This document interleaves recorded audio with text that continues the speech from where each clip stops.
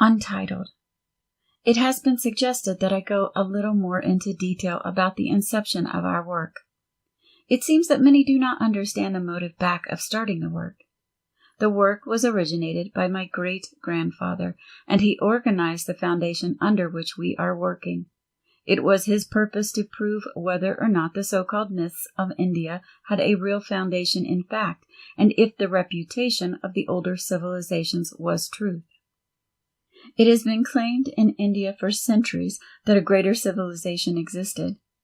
When my great-grandfather started this work, it was thought that it would take only about 20 or 25 years before they could reach their conclusions. The time passed, and only the surface had been touched. In fact, the work in the Gobi alone has been going on for 27 years, and the research work which led up to it was started much earlier than that. The things we found in the Gobi led on and brought us right back to this country, the country we had always thought of as a new country. We suddenly found that the greatest race with the highest conceptions had lived in this very country. We know today that those conclusions are correct. In the last few years, we have been led to other conclusions. We find that there have been at least 4 great civilizations, and it is quite conclusive that evidence will be produced of 2 more civilizations, and that we are now in the 6th civilization that has gone to a high conception, and that this civilization will blend into the 7th without going back, as others have done. We are able to show today that a portion of the higher civilization never went back into ignorance and darkness. We are in hopes that we can soon present this as a fact. We find many people working along these same lines today, and of course, many minds working tend to bring about results quickly. We find the 7th race coming on rapidly and close upon us. We believe we shall step forward right into it. It is a stepping up of the process of evolution. Humanity is receiving a greater impetus toward that civilization than would have been possible if those former civilizations had not existed. People are working back to those former accomplishments. It is not necessary to undergo the conditions of today. No human being can make an accomplishment without bringing the whole of civilization a step nearer its goal by that accomplishment. We are so close to that goal today that we do not hesitate to make these statements. Many of them may seem visionary, but I believe nearly everyone today can look forward to seeing the vision an established fact. It is seldom today that you hear anyone saying that a thing is impossible, whereas only a few years ago you heard it on every hand. There has been so much come forth in the last 15 years that people are really thinking, and that thoughtful attitude alone is the greatest assistance to humanity. Definite thought along the right lines helps humanity more than we realize. We never know at what moment the thoughts we send out will bring our neighbor to a greater understanding. Quite often that understanding goes farther than the understanding of the one who sent out the thought, because the recipient thinks more deeply.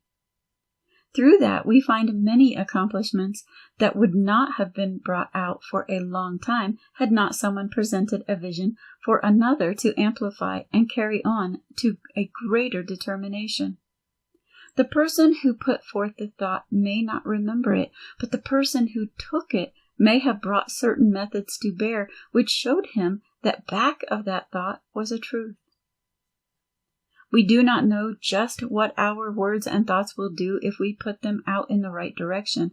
I think nearly everyone sees that if we send out our thoughts definitely and with the right attitude or perception, when they return, they are of vast benefit. That attitude is bringing people to a greater understanding of what vibrations or thought can accomplish.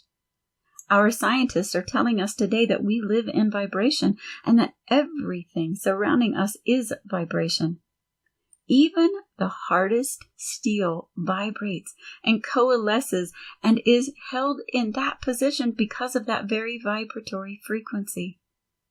We know today that our bodies are being held together by that very same thing. It will be determined that it is spiritual. Scientists are saying that all things can be reduced to a vibration at least. Many persons are going beyond that and asking, what is the real thing? Others say, what can you determine it but God? That is a great forward step. I remember one of my own professors who was making deductions and pointing out the conditions that could be brought about through them. He carried them back until he said, what is the ultimate? My determination is God. That happened years ago. Many today are following along the same line, bringing everything down to a spiritual determination. Of course, for many years we have looked on that as something that could not be classified. But how can we classify a thing unless we first classify it through thought? That attitude of thought brings that determination into existence because of the impetus given it by the thought back of it. It is getting rid of the hard and fast rule that unless we can see, touch, and feel a thing, it does not exist. There is scarcely a scientist today who does not accept that back of everything is a determining element that brings it into existence, and that when in existence, the very power that brought it into existence actuates it in every dimension. Many people doubt the existence of life after the so-called experience of death. That experience is no more than the receding of the body vibrations to the point where the life element is crowded out. Since that element vibrates at a certain determined rate, it cannot associate itself with that body. Evidently, it goes on seeking a higher determination with which it can associate. We fully believe that our research will go on to a point where we can prove that the life element begins to assemble a new body the moment it leaves the old body. These things have come to a point where they are not looked on as mythical or superstitious. People are accepting them as actual fact. There is definite scientific fact back of them. If a fact is accomplished, there is a definite scientific determination back of it. Everything is accomplished under a definite law. Every individual works with that law if they accomplish anything, even to walking or breathing. There is no doubt about that. There are many manifestations which we are unable to determine yet, but there are many people working along these lines, and in a very short time, remarkable results will be brought forth. Every thought, instantly it is put forth, reverts back to the principle or law. At that time, that thought becomes a very determining factor, always. It is not a hit or miss condition, but a complete understanding of every condition.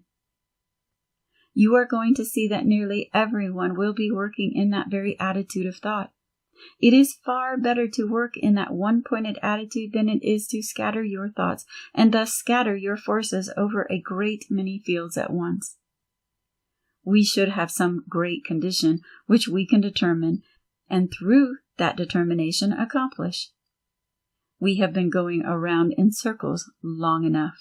We must accomplish one thing and then go on to the next in a definite progression. That is the attitude of a large portion of the Eastern and Western world today. That is where the East and the West are going to meet. Each has a great deal for the other.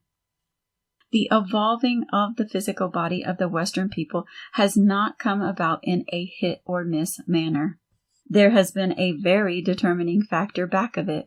People can always bring out a greater attitude of thought with better bodies and better surroundings.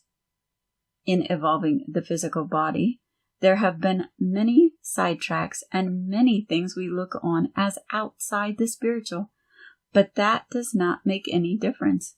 If we have our eyes fixed on the goal, we shall accomplish it, accomplishing through a spiritual fact that the determination to go ahead and accomplish in that very attitude, seeing no other. That certainly is what the world is looking forward to today. We may be unconscious of it, but it was the same when our forefathers were using the tallow candle. The electric light was there all the time.